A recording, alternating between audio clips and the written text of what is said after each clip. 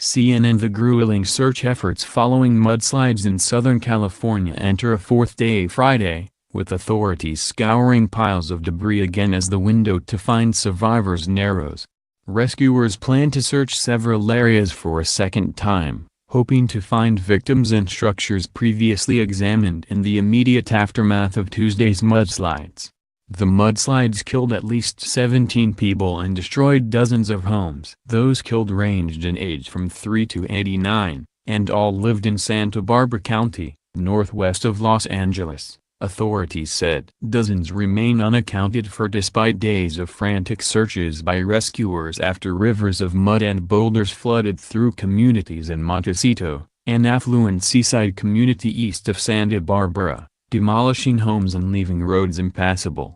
In disaster circumstances, there have been many miraculous stories of people lasting many days. We certainly are searching for a miracle right now, Santa Barbara County Sheriff Bill Brown said. But realistically we suspect that we are going to continue to have discovery of people who were killed in this incident. The number of people missing in and around Montecito was in flux Thursday, with Brown saying it could be as high as 43. Authorities have not confirmed that many people are unaccounted for, he said, but are looking into reports from phone calls, social media and message boards. It doesn't mean that the 43 people, are all actively missing, he said. We certainly hope there are going to be far fewer than that. We hope there's not going to be any more. Evacuation zone increased. The immediate areas where people were killed are under mandatory evacuation, and officials increased the size of the evacuation zone Thursday.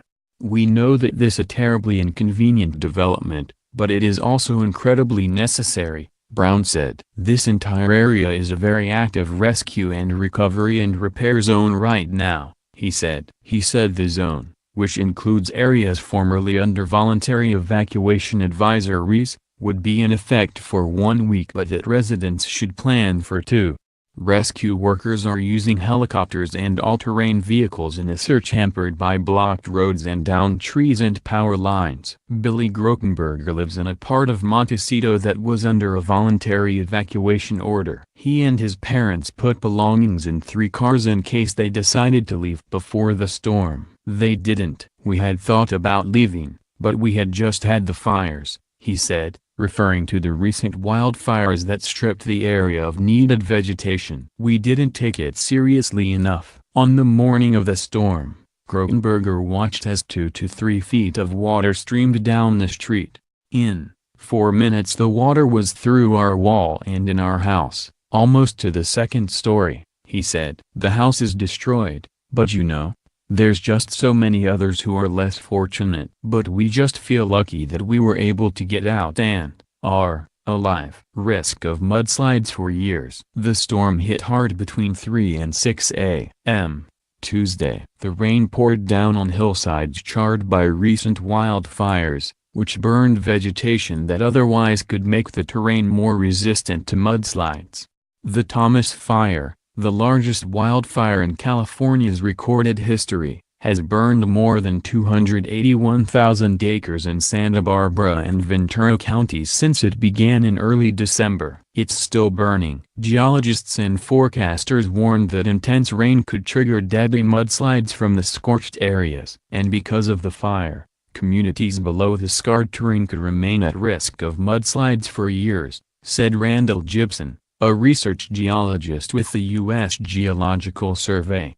Montecito may be at slightly less risk now, because this week's flooding already brought down vulnerable material.